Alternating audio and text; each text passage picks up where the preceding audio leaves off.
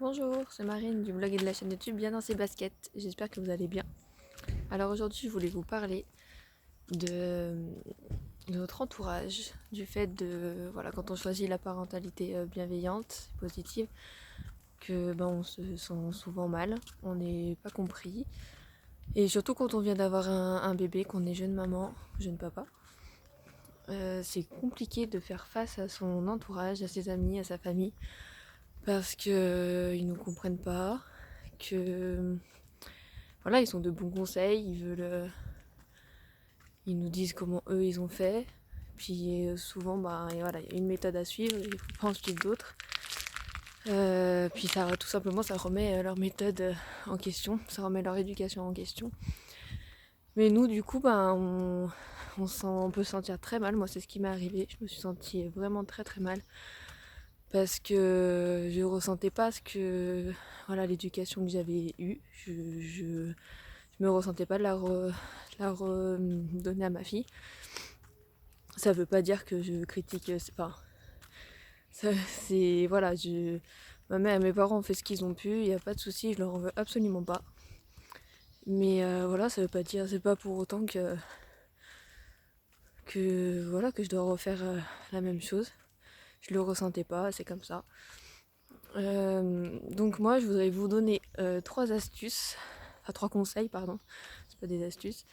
Trois conseils pour vous aider en fait à surmonter ça. Donc le premier, c'est de s'informer. Je pense que c'est le plus important, de s'informer encore et encore, de suivre des personnes, comme moi bien sûr. Et non, mais vraiment de s'informer sur ce qui existe. Et ça me fait penser à une phrase qu'on m'a dit. Il y a mon chat qui me suit. Une phrase qu'on m'a dit il n'y a pas longtemps, qui est parce qu'en fait la personne ne comprenait pas pourquoi je m'étais informée en fait, et pour devenir maman. Et elle m'a dit, pour moi, l'éducation c'est quelque chose qui se ressent. On n'a pas besoin de s'informer pour ça. Alors je suis tout à fait d'accord que l'éducation c'est quelque chose qui se ressent, mais quand on ressent pas de transmettre ce qu'on a eu, ce qu'on a reçu, on fait comment? Et puis en fait maintenant, au jour d'aujourd'hui, à l'époque de nos parents, il n'y avait pas toutes ces recherches qui ont été faites. Et, et là, on les a, les recherches. En fait, on peut pas nier maintenant. On peut pas nier que voilà, les neurosciences ont fait plein de découvertes sur le cerveau des enfants. On peut le comprendre de plus en plus. Et puis, je suis désolée, mais moi, quand je vois le taux de violence qu'il y a actuellement, je connais aucune personne heureuse autour de moi, sincèrement. Donc, au bout d'un moment, je sais pas, faut se poser des questions aussi. Il faut peut-être changer quelque chose. C'est comme les personnes qui me disent on n'en est pas mort. Oui, c'est sûr, mais à l'époque, les mamans qui emmaillotaient c'est vieux, hein, les mamans qui emmaillotaient leur bébé dans les arbres pour aller travailler dans les champs pour pas qu'ils se fassent manger par les rats. Si, enfin bon, j'abuse, hein, mais si quelqu'un n'avait pas changé, s'ils n'avaient pas évolué, il y a toujours, il faut évoluer, il faut changer, il faut se poser des questions. Après là, moi, je parle de s'informer parce que justement, pour en revenir à cette phrase, quand on vit pas les choses, on a besoin, je pense qu'il faut s'informer même en avance.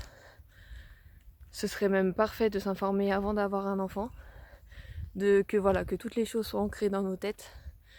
Et après, justement, quand on a l'enfant, de faire que ce qu'on ressent, parce qu'il n'y a que en faisant aussi, et puis voilà. Moi, il y a des choses, je m'étais informée que je comprenais pas forcément.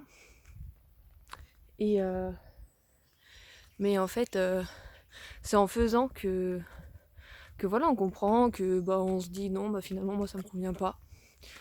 Et puis voilà. Donc voilà, ouais, s'informer, c'est le premier point, je dirais. Ensuite, le deuxième point, c'est de ne pas se justifier. Alors, je m'explique. En fait, on a tendance à vouloir expliquer quand on fait plein de découvertes, qu'on trouve ça super bien, génial. On a envie de tout expliquer à tout le monde. Sauf que les gens ne sont pas ouverts. Et vous remettez leur éducation en cause. Et c'est normal, enfin, ils peuvent mal le prendre en général. Et puis souvent, le problème c'est que ça peut se retourner contre vous si vous êtes seul dans la conversation et qu'ils sont plusieurs à ne pas penser comme vous. Parce qu'ils vont vouloir vous prouver le contraire. Et du coup, vous allez vous retrouver pas bien. Et à défendre des choses, des fois même à dire des choses que vous avez même pas envie, vous avez même pas envie de défendre, vous avez même pas envie de dire, mais parce que voilà, c'est comme ça quand on se met à défendre des choses. Oula, excusez-moi, mon portable a eu un problème. Non. Voilà. C'est bon, oui. Ensuite, du coup, ce que je propose, c'est que, en fait, si les gens veulent des explications, expliquez-leur, mais n'allez pas plus loin. Si vous voyez que c'est des personnes qui n'ont pas envie de, faites ce que vous avez à faire. Et pour ça, il faut aussi prendre confiance en soi.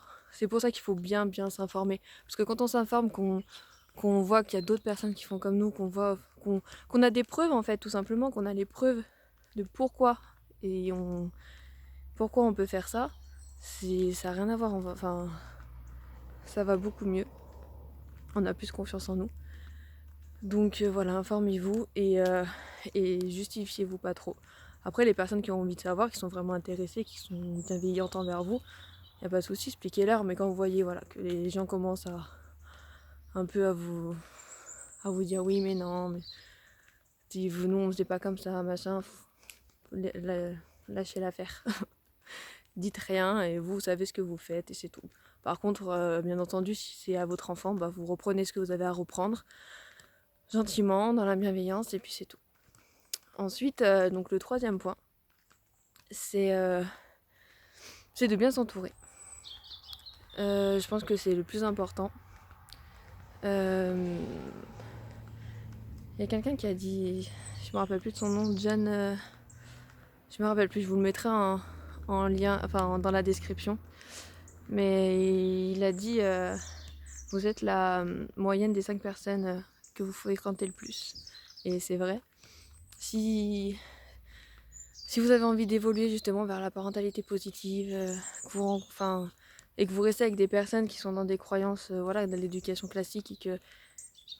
après, il n'y a pas que ça, là, je donne cet exemple, mais... un autre exemple qui parlera peut-être plus, si vous avez envie, je sais pas moi, d'ouvrir une boîte ou d'être auto-entrepreneur sur internet par exemple, et que vous fréquentez que des personnes qui sont salariées ou qui travaillent pas, qui n'ont pas du tout les mêmes ambitions que vous pouvez pas forcément, c'est pas ces personnes qui vont vous faire évoluer. Alors je vous dis pas de plus fréquenter ces personnes, mais quoique des fois s'il y a des personnes qui vous nuisent, vaut mieux par expérience les vrais amis restent. Moi c'est ça, je me suis éloignée de certaines personnes parce que je me sentais très très mal auprès d'elles et parce que je pensais pas comme moi et c'est moi qui ai changé et qui pensais plus comme elles, mais je me sentais mal, mais je me suis rendu compte que les vrais restent, c'est tout. Ils restent même s'ils pensent pas comme vous, même s'ils vous trouvent bizarre, ils restent. Et et après vous rencontrerez d'autres personnes.